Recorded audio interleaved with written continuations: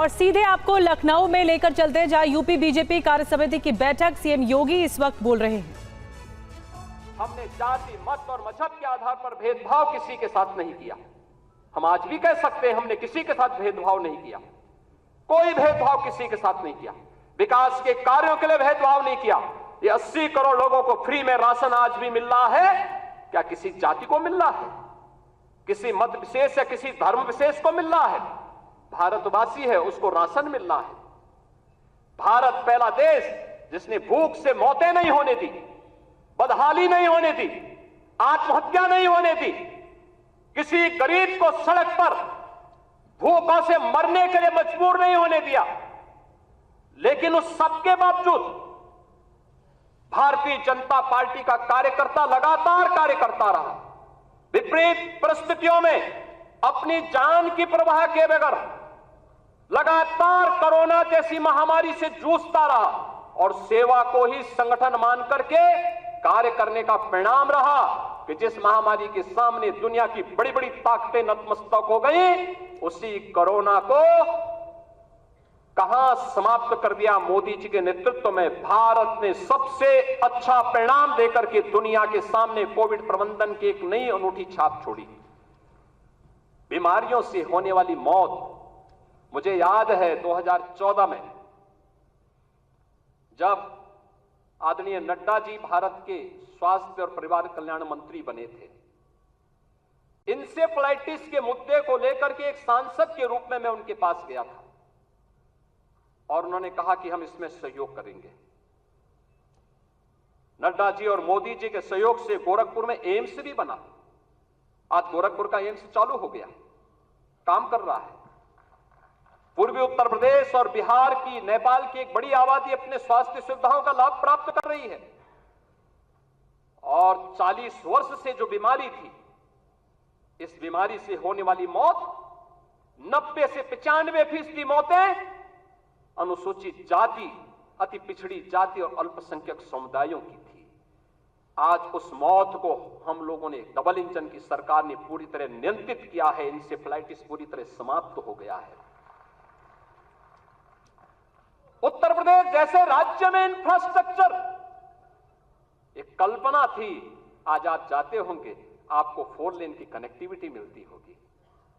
आज आप कहीं भी जाइए, प्रयागराज जाइए, काशी जाइए, लखनऊ आइए, अयोध्या जाइए, गोरखपुर जाइए, पश्चिम के किसी भी जनपद में जाइए, इंटर स्टेट बॉर्डर पर जाइए, आपको लगेगा आज कोई नहीं कह सकता है, उसको उत्तर प्रदेश का वासी कहने में संकोच नहीं होगा, क्योंकि उत्तर प्रदेश का इंफ्रास्ट्रक्चर किसी भी अन्य जगह से अच्छा आपको प्राप्त होगा।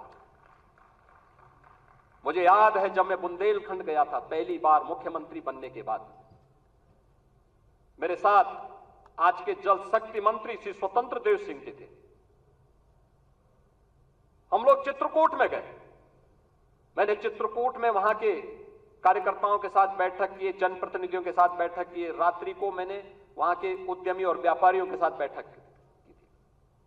मैंने उनसे कहा, मैंने कहा यहां चित्रकूट में अच्छे होटल क्यों नहीं आ रहे हैं, अच्छी धर्मशालाएं क्यों नहीं बन रही हैं?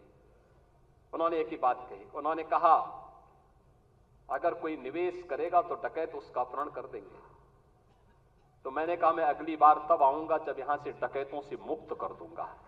और मुझे बताते हुए प्रसन्नता है, आज न केवल बुंदेलखंड चित्रकूट बल्कि पूरा बुंदेलखंड डकैतों से मुक्त हो चुका है, माफिया से मुक्त, डकैतों से मुक्त। आज आप कहीं भी जाते होंगे, क्या काशी, क्या अयोध्या, क्या मथुरा वृंदावन, क्या विंध्यवासिनी धाम, क्या सुख तीर्थ, क्या निमिषारण्य, क्या ये आपकी वैचारिक यात्रा और आपकी आध्यात्मिक विरासत को क्या सम्मान यहां पे नहीं मिला? आजाद देश 1947 में हो गया था। ये काम 1947 में होना चाहिए था, ये कार्य उसके बाद होना चाहिए था। डॉक्टर लोहिया की विरासत को संभालने वाले लोग, जिस डॉक्टर लोहिया ने कहा था कि भारत की पहचान 3 महापुरुषों पर है, उन्होंने कहा था कि भारत तब तक भारत है जब तक भारत के अंदर राम, कृष्ण और शिव की पूजा होगी, तब तक भारत का कोई बाल बांका नहीं कर सकता है। और राम कृष्ण और शिव की इस परंपरा को क्या इन समाजवादियों ने कलंकित नहीं किया था? क्या अयोध्या को लहूलुहान नहीं किया था? और क्या यही कार्य ये लगातार नहीं करते रहे? मुझे आश्चर्य होता है। राजूपाल की हत्या होती है प्रयागराज में, क्या राजूपाल पिछड़ी जाति के नहीं थे? उमेश पाल की हत्या होती है, क्या उमेश पाल पिछड़ी जाति के नहीं थे? भारतीय जनता पार्टी के विधायक कृष्णानंद राय की निर्मम हत्या हो जाती है, और कृष्णानंद राय के साथ गोलियों का शिकार होने वाले लोग कौन थे?